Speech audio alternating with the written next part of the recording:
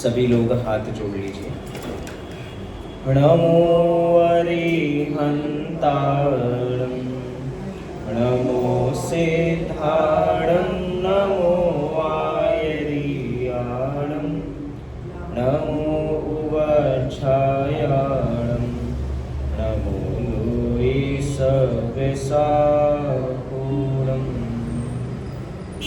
मंगलम भगवान वीरो, मंगलम गौतमो गणी, मंगलम कुंद कुंदाद्यो, जैन धर्मोस्तु मंगलम। सर्वमंगल मांगल्यम, सर्वकल्याणकारकम,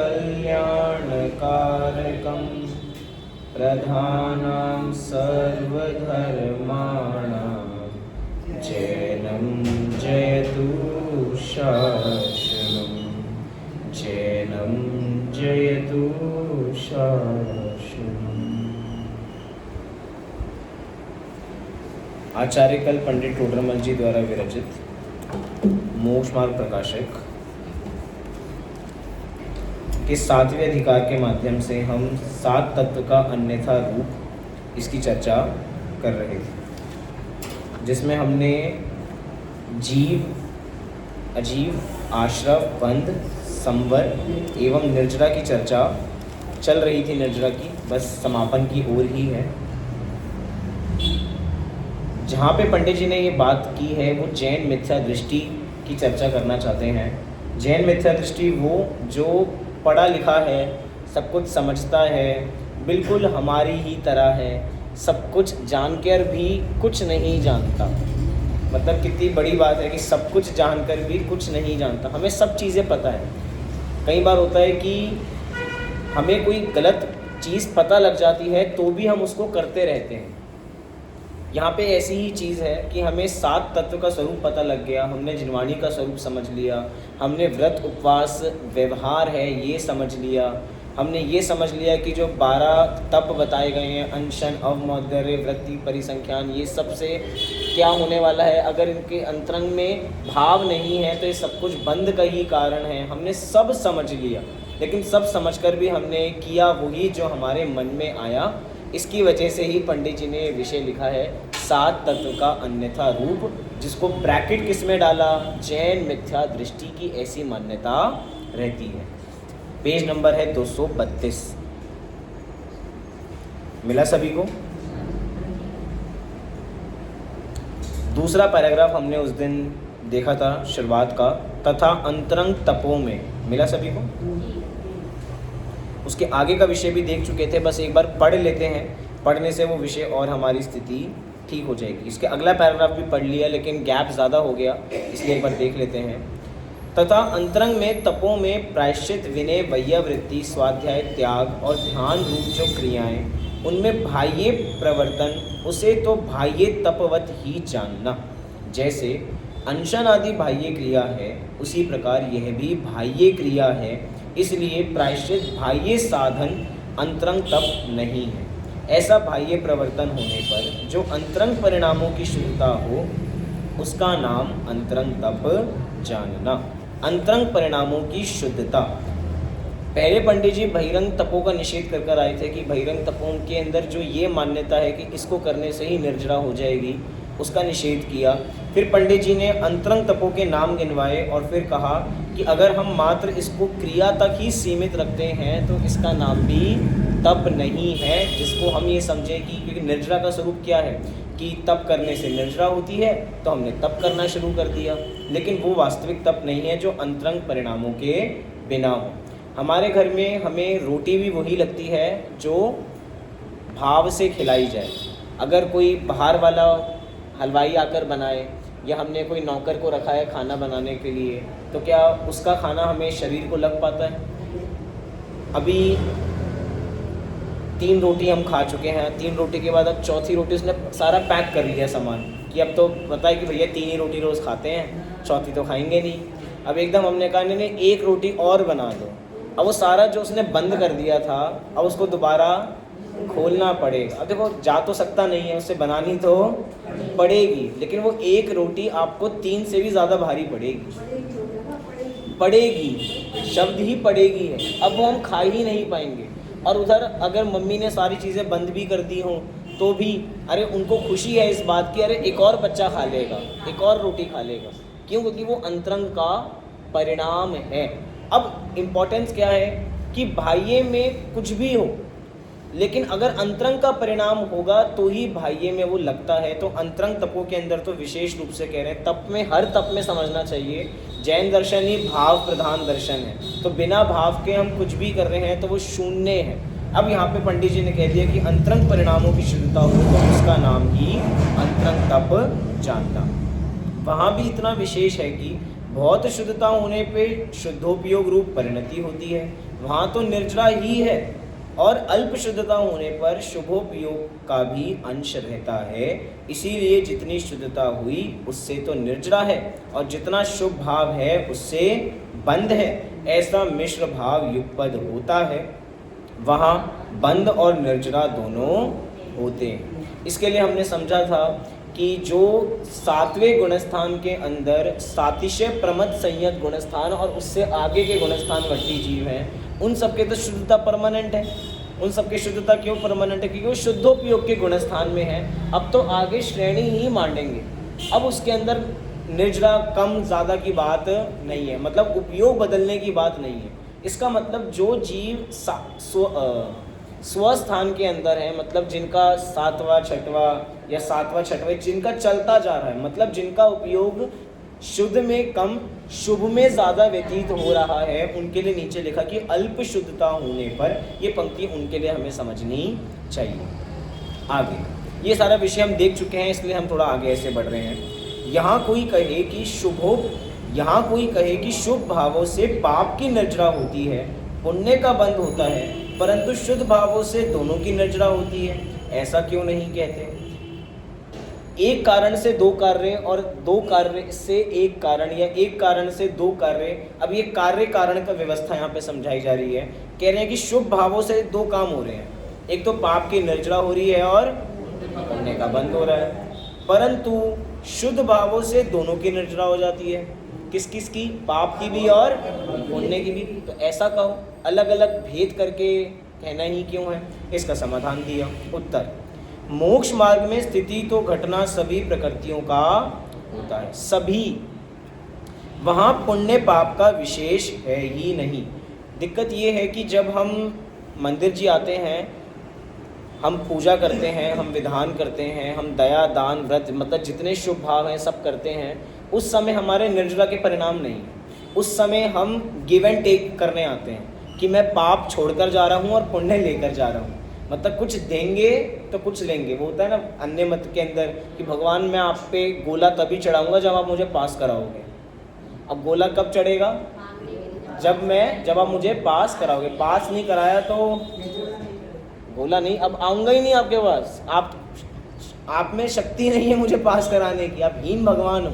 मैं ये बताना चाह रहा हूँ कि हम गिव एंड टेक में विश्वास रख रहे हैं कि हम इधर आकर पाप को छोड़ रहे हैं और पुण्य को लेके जा रहे हैं, और यही मान्यता हमें लग रहा है कि ये इसी का नाम से निर्जरा होगी, इसी के नाम से निर्जरा होगी। हमने कभी भी इस दृष्टि से सोचा ही नहीं कि हम मंदिर आ रहे हैं तो पुण्य को छोड़ने के लिए आ रहे हैं। हम आज स्वाध्याय कर रहे हैं तो पुण्य को छोड़ने के लिए हम स्वाध्याय कर रहे हैं, स्वाध्याय को छोड़ने के लिए। बहुत ध्यान से, हम देव दर्शन कर रहे हैं, देव दर्शन को छोड़ने, अन्यथा नहीं लेना बिल्कुल भी। मैं दूसरा जो शब्द बोल रहा हूँ छोड़ने के लिए, इसका मतलब ये है कि जब मैं निज के दर्शन कर लूँगा तो मुझे देव दर्शन की आवश्यकता ही नहीं है। मैं जब निज आत्मा का स्वाध्याय कर लूँगा तो मुझे स्वाध्याय की आवश्यकता ही नहीं है। हम कभी भी इस लक्ष्य से आते हैं, हम इस लक्ष्य से आते हैं कि 8 बज गए हैं, स्वाध्याय में चल रहा है, एक कोर्स हमें करना है 8 से 9 का, तो अच्छा रहता है। हम रोज़ सुबह पूजन दर्शन करने इसलिए आते हैं, कोर्स है, वो कोर्स पूरा हो जाएगा तो काम अच्छा रहेगा। वो कोर्स मतलब पुण्य पाप का, बहुत ध्यान से, कोर्स किसका है? वो पुण्य पाप का कोर्स। कि भैया हमें तो अच्छा रूल मिल गया, बाज़ार में पता नहीं कहाँ से पुण्य कमाते, मंदिर में एक्सचेंज स्कीम चलती रहती है हर समय। यहाँ पे आओ, पाप छोड़ो, पुण्य ले जाओ, ये बढ़िया स्कीम है। हम कभी भी पुण्य को छोड़ने के लिए मंदिर में आते ही नहीं है। आए हैं, विचार कीजिए एक बार, पुण्य को छोड़ने आए हैं, छोड़ने। यहाँ इसीलिए पंडित जी कह रहे हैं, ये इसलिए भेद करना पड़ा कि दोनों ही एक साथ जाते हैं शुद्ध भाव से। लेकिन हमने कभी सोचा ही नहीं, हम शुद्ध भाव अगर कर भी रहे हैं ना, शुद्ध भाव से वो सोचते हैं, कर तो रहे नहीं है कि चलो शुद्ध भाव करें, तो उसमें भी मन में यही है कि कहीं ना कहीं से पुण्य मिल जाए, तो ये पुण्य अच्छा लगता है। अब पुण्य में क्या अच्छा है ये नहीं पता। ये किस कलर का है? ये कलश रखा है ना, किस कलर का है? गोल्डन। लेकिन हर चमकती हुई चीज़ सोना नहीं होती। वो पुण्य चमकता हुआ नजर आ रहा है लेकिन वो सोना नहीं है। वो जीना हराम कर देगा हमारा। लेकिन वो जीना हराम कब करेगा? देखो अभी तो ले जाओगे, कैसा है ये? अरे सोना है ये, पीतल का थोड़ी है, अभी सोने का है बिल्कुल। इसका नाम क्या है?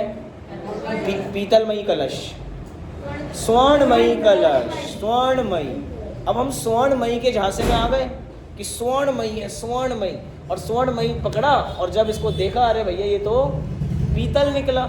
ऐसी पुण्य के साथ है। आज पुण्य दूर से चमकता हुआ अच्छा लग रहा है, लेकिन जब पुण्य आ जाता है तब उसको जब पुण्य अपने पास आ जाता है तो वो झेला नहीं जाता। मैं इसलिए, क्योंकि पाप की मैं बात नहीं कर रहा, पाप तो झेला ही नहीं जाता। मुझे हमें ये श्रद्धान करना है कि पाप भी, पुण्य भी नहीं झेला जाता। क्यों? क्योंकि एक समय पे कितना पुण्य करेंगे हम, अब पुण्य करके रहेंगे कहाँ? चलिए चक्रवर्ती के पास कम पुण्य है, लेकिन वो पुण्य करेंगे क्या? चक्रवर्ती पद के साथ भगवान बन सकते हैं क्या? वो चक्रवर्ती का पद भी त्यागना पड़ेगा। इसका मतलब चक्रवर्ती पद में भी आनंद नहीं है। हम भरत चक्रवर्ती कितने बढ़िया हैं भैया, एक बार उनकी खीर देखिए, कभी खीर के बारे में सुना? खीर कैसे बनते चक्रवर्ती की? कितनी गऊओं को इकट्ठा किया जाता है, फिर कैसे वो, मतलब एक खीर का वर्णन ही ऐसा है कि इतनी गरिष्ठ खीर हम सब खा लें, हम तो बीमार पड़ जाएं, पचे ही ना हमें, हमसे ली ना जाए बराबर। एक साल में तैयार हो रहा है एक दिन का खाना। मैं ये बताना चाह रहा हूँ, हमें जो चीज़ चमकती हुई नज़र आ रही है वो सुंदर नहीं है, वो भी पाप है। तो पुण्य भी तो पाप है, इसलिए यहाँ पर ये चीज़ कह रहे हैं। वापसी विषय पे आते हैं। मोक्ष मार्ग में स्थिति तो घटना सभी प्रकृतियों का होता है। मोक्ष मार्ग में मतलब सभी के सभी प्रकृतियाँ क्या होंगी? घटेंगी। अगर हम मोक्ष मार्गी जीव हैं, पाप तो घट रहा है, लेकिन हमारी मान्यता में ये है कि पुण्य बढ़ रहा होगा। पुण्य भी नहीं, हर सीधी सी बात है, जो मोक्ष मार्गी हैं उनको हर चीज़ घटानी ही पड़ेगी ना, तभी तो वो मोक्ष में जा पाएंगे। कर्मों के साथ तो नहीं जा सकते। पुण्य भी बंध का कारण है, तो पुण्य को भी छोड़ना पड़ेगा। अब हम ऐसा क्यों लगता है कि नहीं नहीं, जो धर्मात्मा जीव है उसके पास पुण्य ज़्यादा है, उसका पुण्य बढ़ रहा है। अरे वो बढ़ता हुआ नज़र आ रहा है, बढ़ कुछ नहीं रहा है। अब मैं बहुत छोटी सी बात बताता हूँ, वही हमने उस दिन एग्जाम्पल लिया था। ये है 100 कर्म। कितने कर्म है ये? 100 कर्म। और ये है 50 पुण्य। टोटल मिला के कितना हो गया? 150, 150 हो गया। अब क्योंकि इसके पास पाप ज़्यादा है, मतलब हम जैसे जीव, पाप हमारे पास बहुत ज़्यादा है, और इस पुण्य को चलो थोड़ा और कम कर लेते हैं। ये हम ले लेते हैं 150, या हम इसको कर देते हैं, पाप कर देते हैं 90 और पुण्य कर देते हैं 10। पाप कितना है? 90 और पुण्य कितना है? 10। अब हमने क्या किया? हमने मंदिर आना शुरू किया, स्वाध्याय शुरू किया, विधान शुरू किया, तो ये पाप धीरे धीरे घटता जा रहा है और ये बढ़ता जा रहा है। अब दोनों को प्लस करो तो कितना है?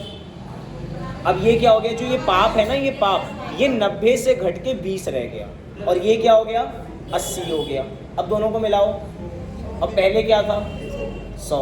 तो हमें जो बढ़ता हुआ नजर आ रहा है कि देखो चक्रवर्ती की संपदा, कितना पुण्य का उदय है। अरे पहले पाप बहुत था, बहुत समझना ध्यान से कि वो ये जो, क्योंकि हमने संक्रमण जो पढ़ा था, संक्रमण इन दोनों में चलता रहता है।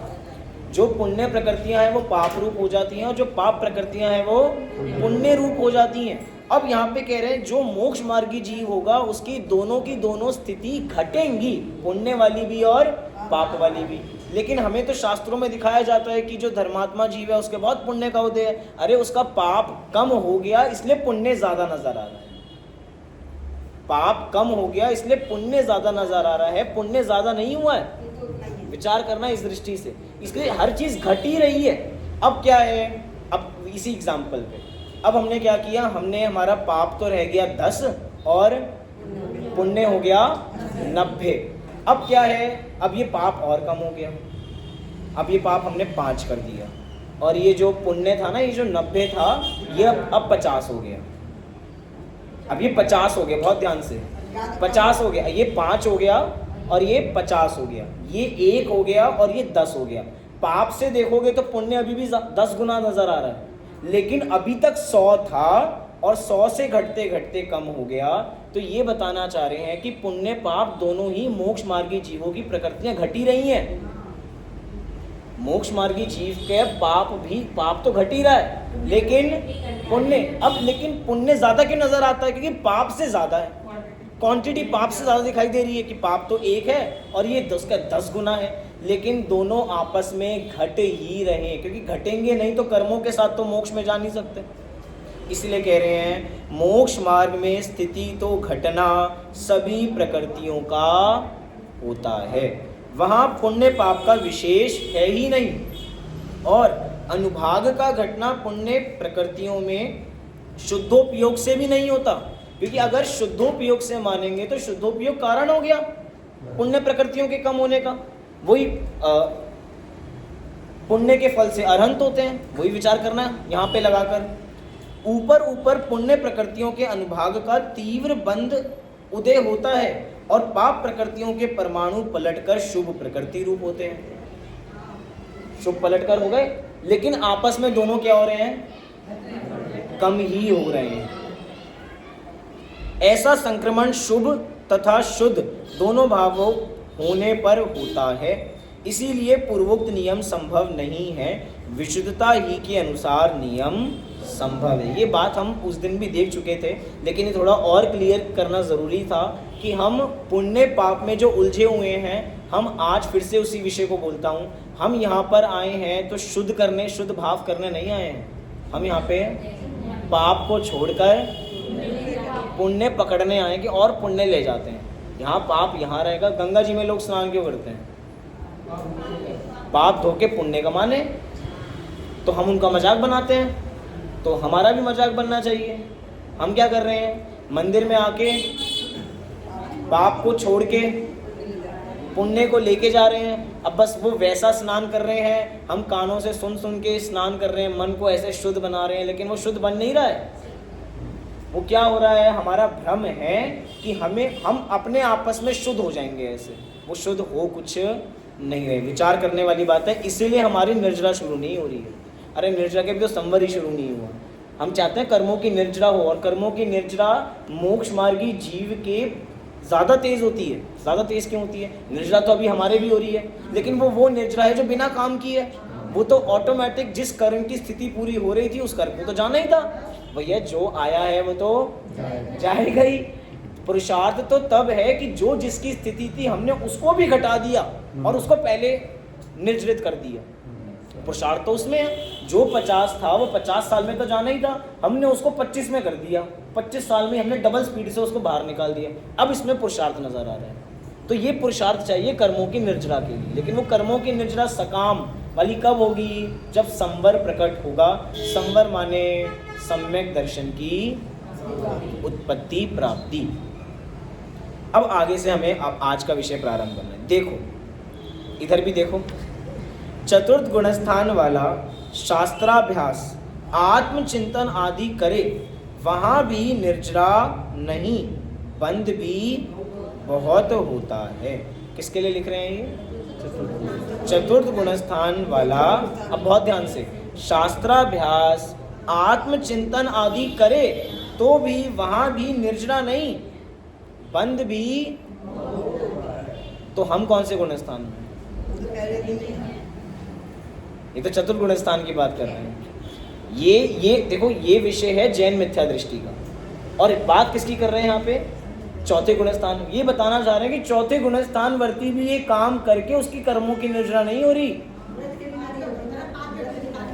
क्या, अरे अभी आगे की बात अब करेंगे अभी, मैं ये चीज़ इससे ये बात बताना चाह रहा हूँ, जब चौथे गुणस्थानवर्ती जीव का ये सब काम करके भी निर्जरा नहीं हो रही और हम समझ रहे हैं कि यही काम कर लें तो क्या हो जाएगा, निर्जरा हो जाएगा। हमने अपना पूरा जीवन इन्हीं पे समर्पित कर रखा है। शास्त्राभ्यास, चलो आत्मचिंतन तो हुआ ही नहीं, ये तो पंडित जी ने थोड़ी आगे की बात कर दी है, ये तो चौथे गुणस्थानवर्ती की कर दी ना। शास्त्राभ्यास मतलब शास्त्राभ्यास भी क्या, शास्त्र की रीडिंग, उस शास्त्र की रीडिंग चल रही है बस हमारी। तो शास्त्राभ्यास आत्मचिंतन आदि करे, वहाँ भी निर्जरा नहीं, बंध भी बहुत होता है। और पंचम गुणस्थान वाला विषय सेवन आदि कार्य करे, वहाँ भी उसके गुण श्रेणी निर्जरा होती रहती है, बंध भी थोड़ा होता है। ये थोड़ी क्या बात हो गई, एक स्टैंडर्ड आगे बढ़े, जो सारे राइट्स अभी तक नहीं मिले थे वो सारे राइट्स हमें मिल गए। अभी तक वही काम करने से क्या हो रहा था, बंद नहीं, बहुत बंद हो रहा था, और अब वो क्या हो गया, बंद भी थोड़ा होता है। जो निर्जरा नहीं हो रही थी वो भी गुण श्रेणी, गुण मतलब गुणाकार होके निर्जरित हो रहे हैं कर्म। क्या हुआ कुछ बताओ, चौथे गुणस्थान से पांचवें गुणस्थान का क्या हुआ?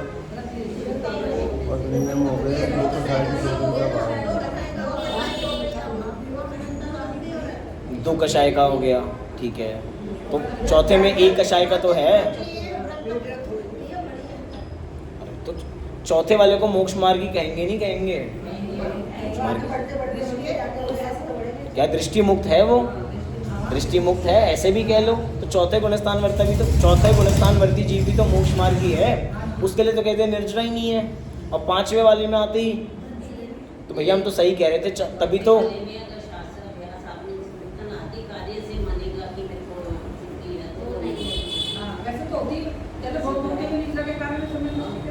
चौथे गुणस्थानवर्ती सोच लो,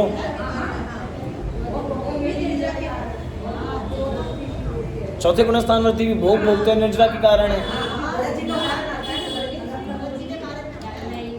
भरत जी ने बचा लिया हम सभी को, सच्ची में आज भरत जी नहीं होते तो हम बच ही नहीं पाते। कोई उदाहरण है हमारे पास दूसरा? है ही नहीं कोई दूसरा उदाहरण। भरत जी हैं तो हम बचे हुए हैं, हमारा चौथा गुणस्थान का मोक्ष मार्ग टिका हुआ है।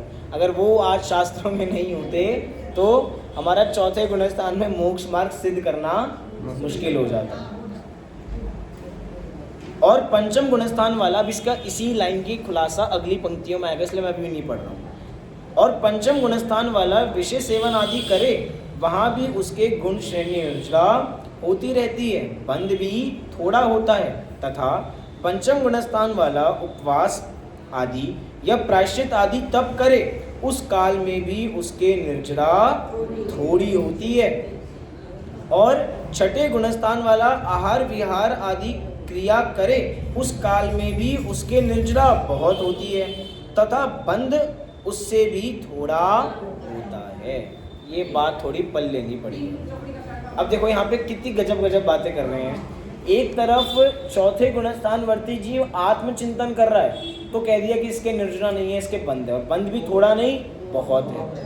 पंचम गुणस्थानवर्ती चौथे गुणस्थान वाले की अपेक्षा उसने क्या करना शुरू किया, उसने व्रत अंगीकार किए, उसकी दो कषाय चौकड़ी का अभाव हुआ, तो उसके लिए कहते हैं कि भैया इसकी निर्जरा कैसी हो रही है, गुण श्रेणी निर्जरा हो रही है और बंध भी थोड़ा हो रहा है। चलो इसका मतलब ये समझ में आया कि अगर हम निर्जरा की बात नहीं, अभी इस समय अगर हम व्रत उपवास करते हैं, प्रायश्चित आदि करते हैं, तो उससे क्या होगा, निर्जरा होगी।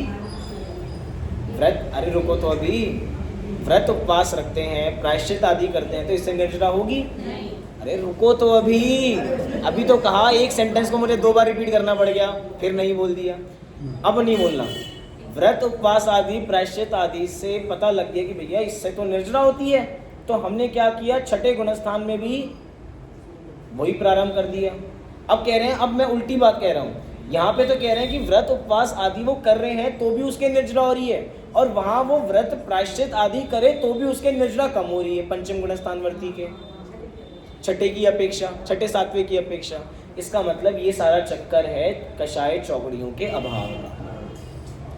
चौथे गुणस्थान में अनंतानुबंधी कषाय का अभाव है, पंचम गुणस्थान के अंदर अनंतानुबंधी अप्रत्याख्यानाभरण कषाय का अभाव है, और छठे सातवें गुणस्थान में अनंतानुबंधी, अप्रत्याख्यानावरण और प्रत्याख्यानावरण कषाय का अभाव है। कषाय की अपेक्षा कह रहे हैं, कषाय की अपेक्षा, इसका मतलब हमारे शास्त्रों में जो अपेक्षा दी जाती है ना कि भोग भोगते हुए भी निर्जरा का कारण है, तो इसमें अपेक्षा क्या समझना, कषाय चौकड़ी का, बस कि कषाय चौकड़ी अभाव ज़्यादा है, उन्होंने उतना शुद्धोपयोग से शुद्ध परिणति डेवलप कर ली है कि आज अगर वो भोग भोग भी रहे हैं तो भी उनके क्या हो रही है, निर्जरा। तो भैया ये तो हमें पता लग गया, जब उनके भोग भोगने से निर्जरा हो रही है तो आज से हम भी भोग भोगना शुरू तो था ही।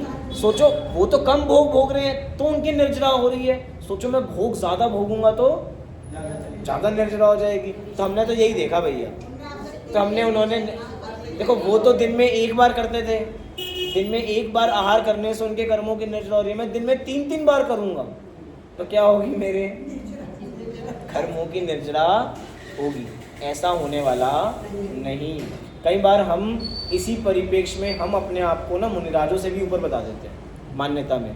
ठीक है, मुनिराज करते होंगे एक समय आहार, लेकिन तब भी हम अच्छे हैं उनसे, कम से कम वो तो ये करते हैं, कैसे कैसे काम करते हैं। जो सच्चे मुनिराज नहीं है उनकी बात कर रहा हूँ, उनसे तो हम ही लाख गुने अच्छे हैं। मैं ये बताना चाह रहा हूँ, हम कहीं ना कहीं भोगों को प्रमोट कर देते हैं। जो ये हमारे शास्त्रों में बात कही गई है कि भोग भोगने से मतलब भोग भोगने के काल में निर्जरा, ये इस चीज़ की प्रेरणा देने के लिए नहीं है कि हम और भोग भोगे, वो तो वस्तु स्वरूप बता रहे हैं कि निर्जरा तो जिस समय भोग नहीं भोग रहे हैं तो उस समय तो हो ही रही है निर्जरा, लेकिन जिस समय भोग भी भोग रहे हैं तो भी उनके निर्जरा चल रही है।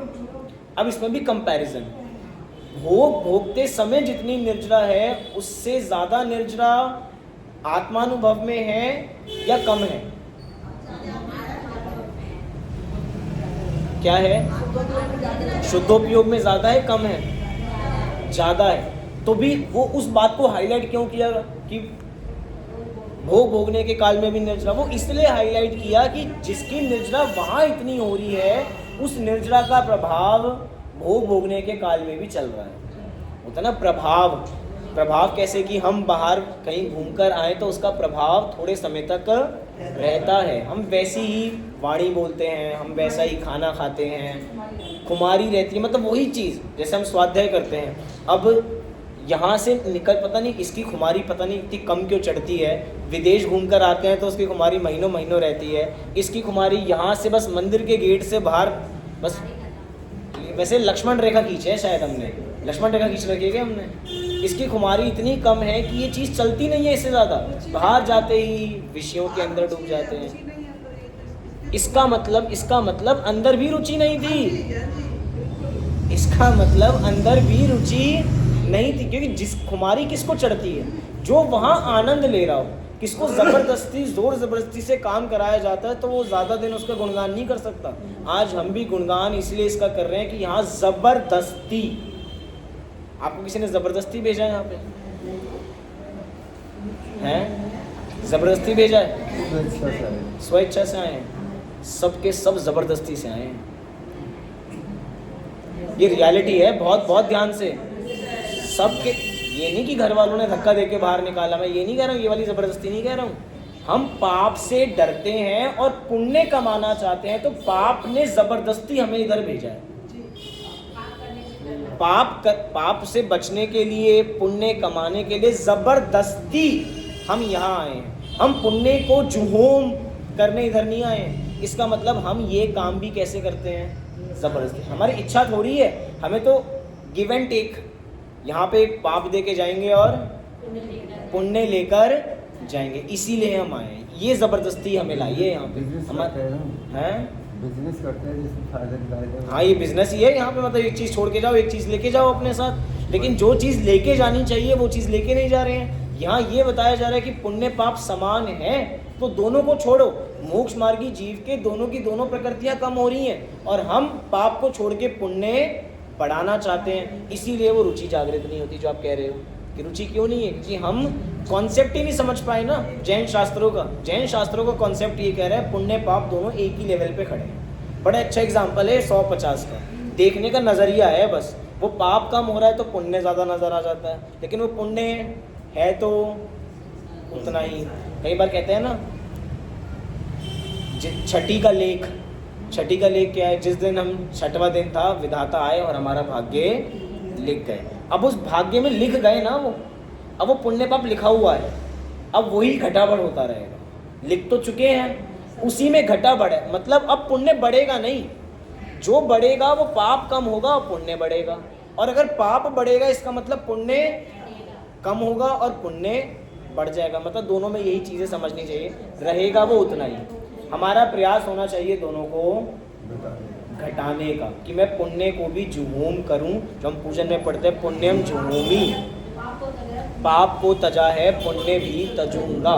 देखो शर्त ही ऐसी रख दी, पाप तो तजा है, पुण्य भी, पाप तो तजा है।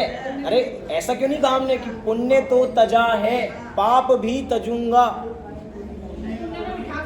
अब हमने इसी बात में आगे पे डाल दिया। ये हम लोगों की हमारी गंदी आदत है, कुछ नहीं होता कल कर लेंगे, कल कभी आता है तो पाप तो तज दिया, सब समझ में आ गया, तजा वो भी नहीं है, लेकिन चलो मान लिया आपकी सबकी बड़ी बात, हम सबकी बड़ी बात, हमने पाप को पाप तो तजा है, पुण्य भी। ये तजने वाला काल कब आएगा? भविष्य काल पे छोड़ दिया, कब आएगा ये तजूंगा? कब आएगा ये काल? जब समय अच्छा, पाप आने के लिए समय नहीं देखा कि जब समय आएगा तब पाप को छोड़ूंगा।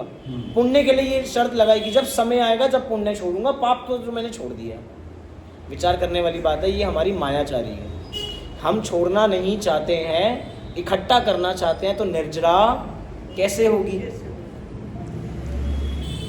तथा पंचम गुणस्थान वाला उपवास आदि या प्रायश्चित आदि तब करे, उस काल में भी उसकी निर्जरा थोड़ी होती है। और वहाँ छठवां गुणस्थान वाला आहार विहार आदि क्रिया करे, उस काल में भी उसके निर्जरा बहुत होती है, तथा बंध उससे भी थोड़ा होता है। चलो यहाँ पे तो पंडित जी ने छठवें गुणस्थान की बात की, और आगे चलो, और आगे चलेंगे तो क्या होगा? निर्जरा और बढ़ती जाएगी। अब वो क्योंकि क्रियाओं की बात यहीं तक थी, पंडित जी का संतुलन देखो। पंडित जी ने छठवें गुणस्थान वाला, छठे सातवें गुणस्थान वाला नहीं लिया। क्या लिया पंडित जी ने? छठवें गुणस्थान वाला आहार विहार आदि क्रिया करे, क्योंकि पंडित जी को यहाँ पे क्रिया पे हाईलाइट करना, क्योंकि आगे क्रिया नहीं है अब कोई, आगे तो अपना भाव है बस, इसलिए पंडित जी ने इस बात को हाईलाइट किया। आगे भी लेके जाएंगे तो अब निर्जरा बढ़ती जा रही है पूर्व गुणस्थान की अपेक्षा, इसीलिए बाह्य प्रवृत्ति के अनुसार निर्जरा नहीं है। अंतरंग कषाय शक्ति घटने से विशुद्धता होने पर निर्जरा होती है, ये यूनिवर्सल फैक्ट है। सो इसके प्रकट स्वरूप को आगे निरूपण करेंगे, वहां से जानना। चलिए आगे। इस प्रकार अनशन आदि क्रिया को तप संज्ञा उपचार से जानना, इसी से इसे व्यवहार तप कहा है। व्यवहार और उपचार का एक अर्थ है, तथा ऐसे साधन से जो वीतराग भाव रूप विशुद्धता हो, वह सच्चा तप निर्जरा का कारण जानना। मतलब अनशन आदि को भी इतनी इंपॉर्टेंस क्यों दी गई?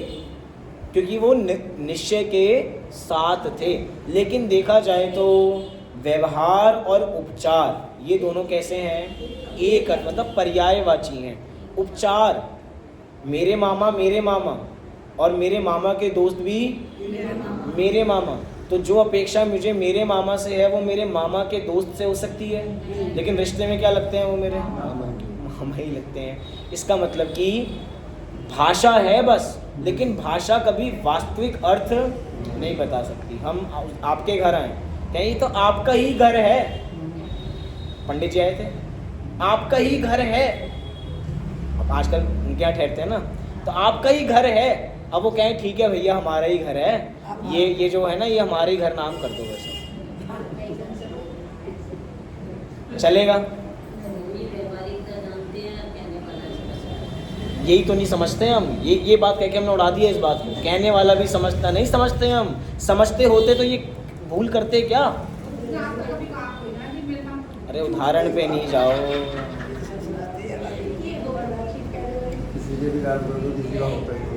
क्या किसी के भी नाम कर दो या किसी का होता है क्या? नहीं नहीं, देखो देखो, मैंने उदाहरण को मुझे सिद्धांत पे लाना है। आप उदाहरण कहीं खोले जा रहे हो, उदाहरण को नहीं खोलना। मैं ये चीज़ बताना चाह रहा हूँ, आपने जो कहा ना कि नहीं ऐसा कोई बोलता ही नहीं है, मैं कह रहा हूँ बोलते तो हैं यहाँ। जो हम उपचार है, जिसको हम व्यवहार कह रहे हैं, हमने उसको निश्चय ही तो मान के रखा है। जब हम देखो, उसका तो हमने मजाक बना दिया, ऐसा कोई बोलता ही नहीं है। अरे हम बोल तो रहे हैं यहाँ पर, हमने व्यवहार की क्रियाओं को, उपचार को निश्चय मान तो लिया, तो हंसी हम उस पर नहीं उड़ा रहे, हंसी हम अपने ऊपर उड़ा रहे कि हम ऐसी भूल करते हैं कि हम जो एक विषय का जो न्याय बता रहा था, न्याय क्या है? वस्तु की अपेक्षा है। हमने वस्तुओं की अपेक्षाओं को जिस न्याय से समझना था वो समझा ही नहीं, हमने आपस में मिला दिया, और वही मिलाने से अनर्थ हो गया। कहेगा कोई नहीं, लेकिन अगर कोई समझ ले तो भूल हो जाएगी। तो व्यवहार और उपचार का एक अर्थ है, तथा ऐसे साधन से जो वीतराग भाव रूप विशुद्धता हो, वह सच्चा तप निर्जरा का कारण जानना। मतलब ये अंतरंग बात यहाँ पर कर दी। यहाँ दृष्टांत है, जैसे धन को व अन्न को प्राण कहा है। ये पहले भी उदाहरण दे चुके हैं पंडित जी। धन को और अन्न को प्राण कहा है। सो धन से अन्न लाकर उसका भक्षण करके प्राणों का पोषण किया जाता है, इसीलिए उपचार से धन और अन्न को प्राण कहा है। लेकिन क्या धन अन्न हो सकता है? आज थोड़ी स्थिति बिगड़ी हुई है, हो सकता है युद्ध हो जाए। अब घर में राशन तो है नहीं, धन है, धन को खा लेते हैं।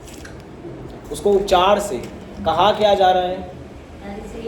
धन से राशन आएगा और राशन से हमारा पेट भरेगा। इसीलिए हमने कहते भाई जब हर चीज़ ही पैसे से होती है तो पैसा का बहुत मूल्य है, तो हमने हर चीज़ क्या कह दिया कि भैया पैसा तो प्राण है। जैसे ये क्या है, क्या है ये? मोबाइल थोड़ी है ये, प्राण है, प्राण। जैन दर्शन के अंदर तो 10 ही प्राण बताए हैं, ये 11वां हमने इन्वेंट किया है कि प्राण। अब है तो 12वां ले लो, वो बढ़ा लो, क्या कोई दिक्कत थोड़ी है, 12वां प्राण बना लो इसको।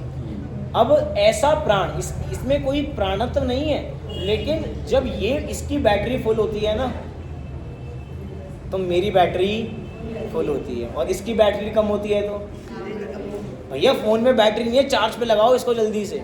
कुछ लोग होते हैं जिनका बस फ़ोन 5% गिरता है वो तुरंत चार्ज पे लगा देते हैं, 10% गिरता है तुरंत चार्ज पे लगा देते हैं, और कुछ 5% भी हो जाए तो भी चार्ज पे नहीं लगाते, हो जाएगा ऑफ हो जाएगा। मैं चीज़ छोटी सी बताना चाह रहा हूँ, ये प्राण है हमारा। अब प्राण नहीं है, लेकिन इसको संज्ञा कैसी दे दी गई? प्राण की। ऐसे ही यहाँ पे अन्न को प्राण तो कहा, क्योंकि अन्न से ही सारा प्राण बच रहा है हमारा व्यवहार में, उपचार से। लेकिन वो अन्न आएगा किससे? धन से। तो धन को भी क्या कह दिया हमने? प्राण कह दिया। कोई इंद्रिय आदिक प्राणों को ना जाने और इन्हीं को प्राण जानकर संग्रह करे तो मरण को ही प्राप्त होगा। अब देखो पंडित जी ने कितना सरल उदाहरण चुना जिससे सबको सारी बात समझ में आ जाए, क्योंकि उस समय राजा महाराजाओं का समय था 300 साल पहले, तो उस समय सब धन ही धन किया करते थे, और आज भी सब धन ही धन करते हैं, सबको बस पैसा ही पैसा चाहिए। तो पंडित जी सच्ची में जितने उदाहरण हैं समाज को पढ़ के दिया, वही ऐसे कोई भी उदाहरण नहीं दे दिए, उन्होंने समाज को पढ़ा, जो परिस्थितियाँ चल रही हैं उसको देखते हुए पंडित जी ने उदाहरण लिखा है। उसी प्रकार अनशन आदि को तथा प्रायश्चित आदि को तप कहा है, क्योंकि अनशन आदि साधन से प्रायश्चित आदि रूप प्रवर्तन करके वीतराग भाव रूप सत्य तप का पोषण किया जाता है। इसी से हमें एक बात पता लग गई कि तप के जो दो भेद किए ना, बहिरंग और अंतरंग। अब देखो पंक्ति देखो बहुत ध्यान से। अनशन आदि साधन से, अनशन क्या है, कौन सा तप है? बहिरंग अंतरंग? बहिरंग।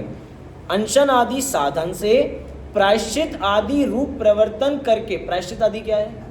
अंतरंग, ये अंतरंग है, और दोनों को ही बहिरंग में रख दिया एक तरीके से, क्योंकि आगे असली बात कह रहे हैं इसका मतलब उसका नाम ही है बस अंतरंग, उसका नाम है अंतरंग, वो है सब बाहर का ही। इसका मतलब हम नाम से धोखा ना खा जाए। एक था वो धोखा, वो क्या था, हलवाई का नाम क्या था, कूड़ामल। हलवाई का नाम क्या था, कूड़ामल। अब वो नाम है, धोखा मत खा जाना भैया, खाना बहुत अच्छा बनाता है वो, लेकिन नाम क्या है उसका, दोनों नाम ही, कूड़ा भी मल भी दोनों ही, लेकिन खाना कैसा बनाता है, सब उंगलियां चाटते रह जाते हैं। अब मैं बता रहा हूँ, इसका नाम बहिरंग है और एक का नाम अंतरंग है। बहिरंग से तो हमने बहिरंग की स्टैंप लगा दी, लेकिन अंतरंग समझ के हमें लग रहा है कि इससे निर्जरा हो रही है। प्रायश्चित, विनय, वैयावृत्ति इत्यादि जो 6 तप लगा लीजिए पूरे आगे सारे, इंक्लूडिंग स्वाध्याय, वित्सर्ग, ध्यान, ये सब जितनी चीज़ें हैं पंडित जी ने इसको एक साइड रखा। सेंटेंस देखो कितनी बढ़िया तरीके से बनाया। अनशन आदि साधन से प्रायश्चित आदि रूप प्रवर्तन करके, इसका मतलब सारा एक्सटर्नल फैक्टर है। अब असली बात बता रहे हैं, करके वीतराग भाव रूप सत्य तप का पोषण किया जाता है। इसीलिए उपचार से अनशन आदि को, अब देखना, अनशन आदि को तप नहीं कहा, अनशन आदि को तथा प्रायश्चित आदि को तप कहा। इसका मतलब प्रायश्चित को भी कैसे कहा है, तब तो कहा है, उपचार से तप कहा है। और उपचार का मतलब ऊपर क्या बता कर है, व्यवहार। और व्यवहार और उपचार दोनों पर्यायवाची हैं, इसका मतलब वो बस नामधारी है, कामधारी नहीं है। इसका मतलब छोड़ दें फिर उसे, छोड़ा भी नहीं जाएगा। कितनी विडंबना है, एक तरफ उसको इतना बुरा बता दो और बुरा बता के क्या हो कि इसको छोड़ना भी नहीं है, ऐसा ही है। देखो जब निश्चय व्यवहार के बारे में पढ़ते हैं ना, तो व्यवहार निश्चय के लिए मरा जा रहा है, क्योंकि व्यवहार निश्चय को स्थापित करने का काम करता है कि भैया तू मेरे ऊपर पैर रख के आगे बढ़, तू मेरे ऊपर पैर रख और तू आगे बढ़। किसको बढ़ा रहा है व्यवहार, निश्चय को, क्योंकि मैं तो झूठा हूँ, झूठा से मतलब मैं तो उपचरित हूँ, मैं तो सत्य स्वरूप को नहीं बता रहा हूँ, लेकिन मैं तुझे मदद करूँगा ऊपर तक पहुँचाने के लिए।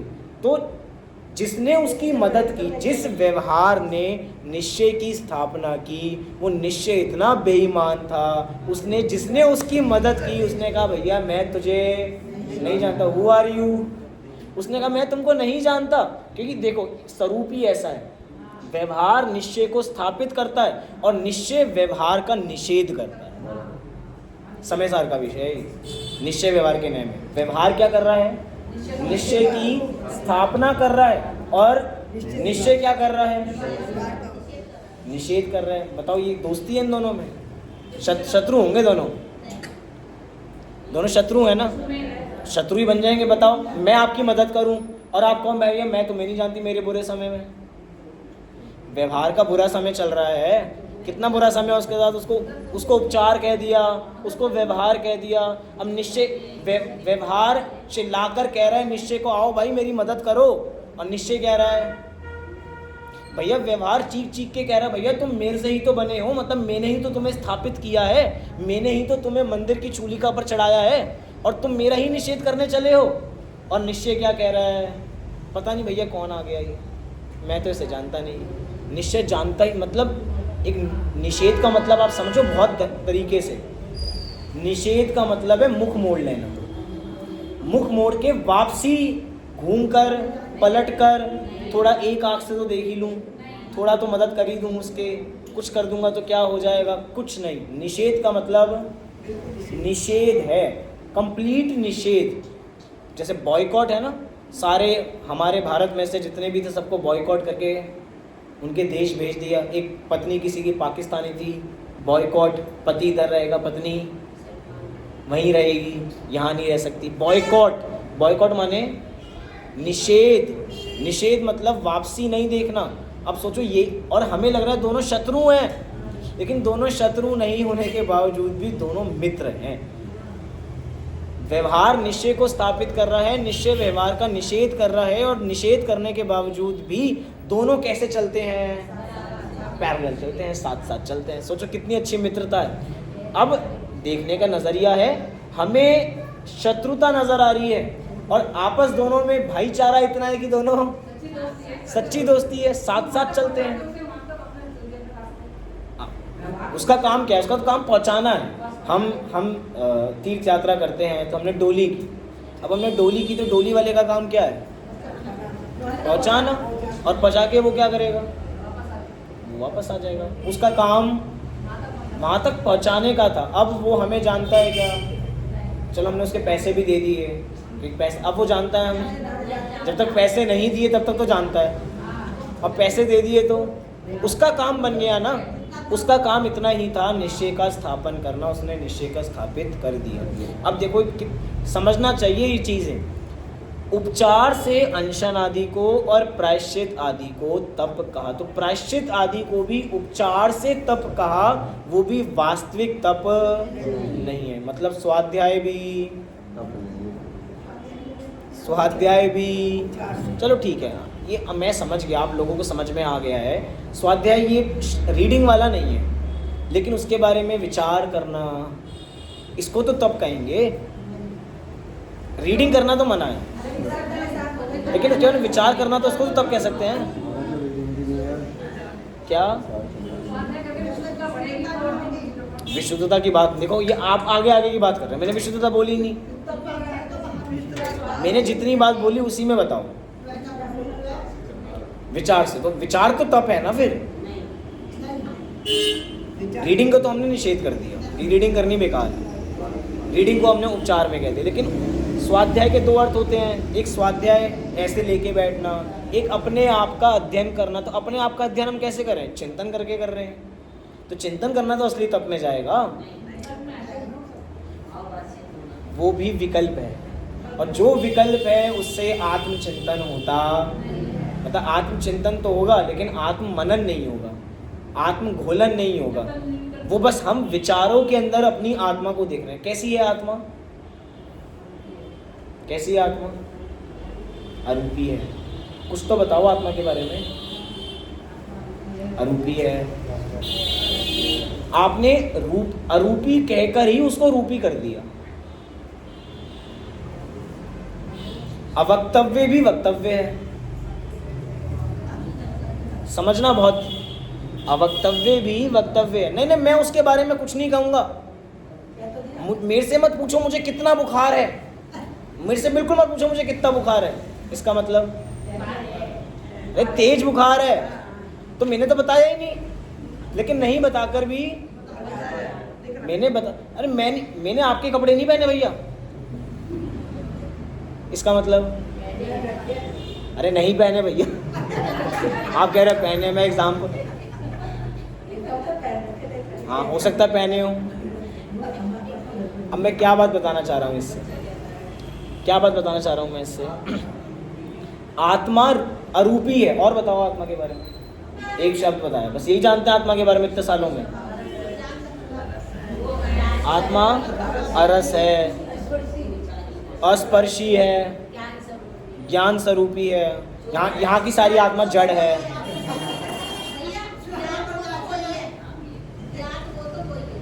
ज्ञात वो तो वही है। चलो यहाँ की तो सारी आत्मा बड़ी जानफुल है। यहाँ पे बिल्कुल ऐसे चाहिए। ये मेरी कंप्लेंट नहीं है, ये बाहर से जो भी आता है सबकी यही बात है कि बस यही पक्ष बोलता है, ये पक्ष बोलता है। और ये यहीं की नहीं, यूनिवर्सल है। हम अपने में रहते हैं। कुछ तो बताओ आत्मा के बारे में। तो व्यक्त नहीं कर सकता। अरे वापसी मुझे एक पॉइंट क्लियर करना है इससे, बताओ। हो गया। अरे रुक जाओ। हाँ बताओ। अस्पर्शी, ज्ञान स्वरूपी, अरूपी हो गई, ये सब हो गया। कुछ अब और नया बताओ।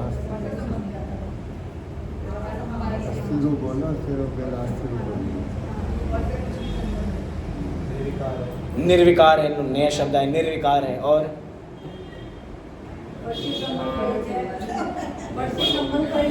पर से संबंध रहित है। हाँ बस ऐसे खोल के बोल लो, बस उसे पहले बोल चुके, उसी को थोड़ा और सेंटेंस में जमा दिया। 8 नाम है। अकर्ता नहीं है, भोक्ता नहीं है, आत्मा पे भी लगा लो, आत्मा पे भी लगा लो, आत्मा करता नहीं है, भोगता नहीं है। चलो इसका मतलब देखो, मुझे पता लग गया आप लोगों को आत्मा के बारे में बहुत पता है, बहुत ज़्यादा पता है। यहाँ के लोगों को तो बहुत ही ज़्यादा पता है। अब जो बता रहा हूँ, अब वापसी, हमने आत्मा के बारे में जितना जाना है, जितने शब्द जाने हैं ना, इसका मतलब हमने आत्मा के बारे में कुछ नहीं जाना। हमने कह रहे हैं आत्मा अरूपी है, हमने अरूपी कह के ही आत्मा को रूपी कर दिया। क्यों? क्योंकि जो चीज़ अरूपी है वो हमने उसको बोल के रूपी कर दिया ना। अरूपी, अरूपी मतलब जो दिखेगा ही नहीं, और हमने उसको शब्द में लिख दिया अरूपी, और अरूपी शब्द हमें दिखाई दे रहा है। अव्यक्त भी व्यक्त है, नहीं बोलकर भी बोल दिया आपने। आत्मा के बारे में भैया कुछ नहीं कहा जा सकता। आखिरी में आपने कहा ना, क्या कहा? ज्ञात वह तो कुछ नहीं कहा जा सकता, जो ज्ञात है भैया वही है। अरे ये कह दिया ना, कह दिया मतलब जिसके बारे में कुछ कहा ही नहीं जा सकता, तो ये कैसे कह दिया इसके बारे में? इसका मतलब कि हमने आत्मा को जाना ही नहीं। हमने जितना भी जाना है आत्मा को, वो भी रूपी जाना है। अरूपी आत्मा को भी कैसा जाना है? अस्पर्शी आत्मा को भी कैसा जाना है? स्पर्शी। और आपने क्या एक चीज कही थी? अरस। हमने अरस आत्मा को भी कैसे जाना है? रस वाला। मैं ये चीज़ बताना चाह रहा हूँ कि जितना हमने आत्मा के बारे में जाना है, हमने आत्मा के बारे में कुछ नहीं जाना है, क्योंकि जो आत्मा का असली स्वरूप है वो हमने जाना ही नहीं है। जब हम 7 नए पढ़ते हैं ना, वापसी 7 नए वो वाले नहीं, सप्तभंगी 7 नए, उस 7 नए में आखिरी के जो 4 नए हैं, जो अवक्तव्य के 4 बोल शुरू होते हैं, उसके अंदर ये विषय है कि हमने नहीं बोलकर भी बोल दिया।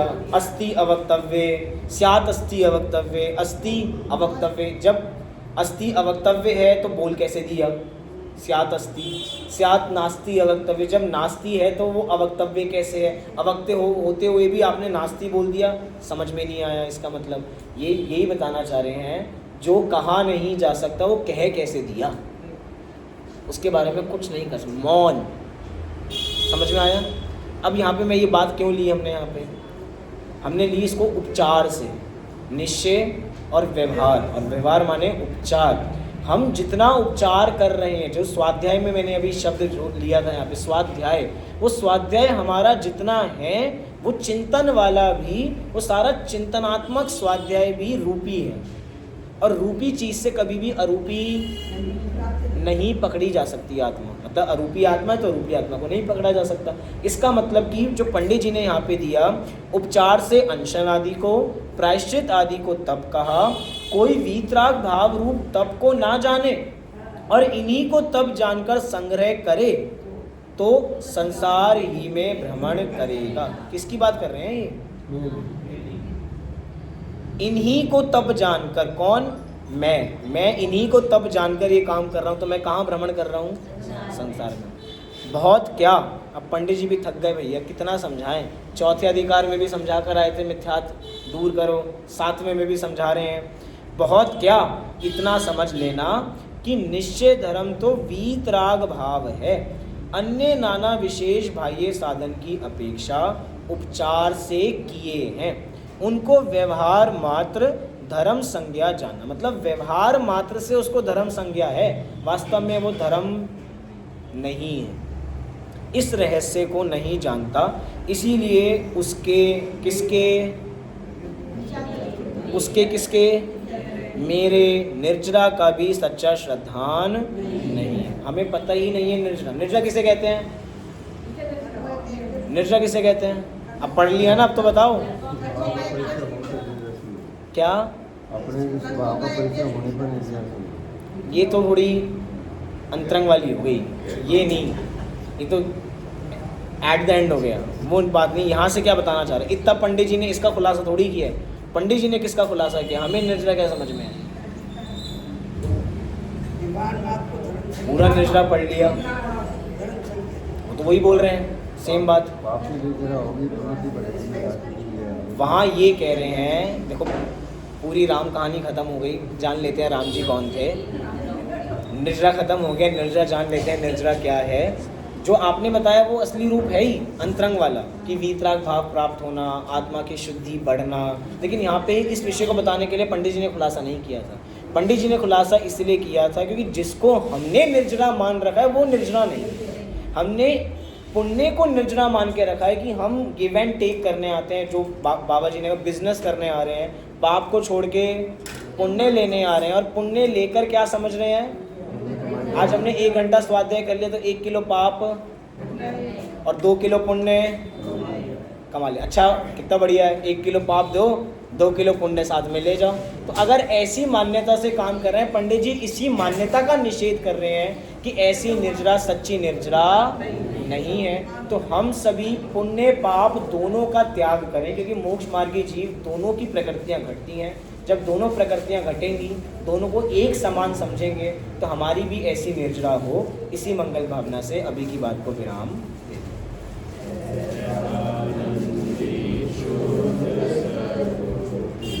अविनाशी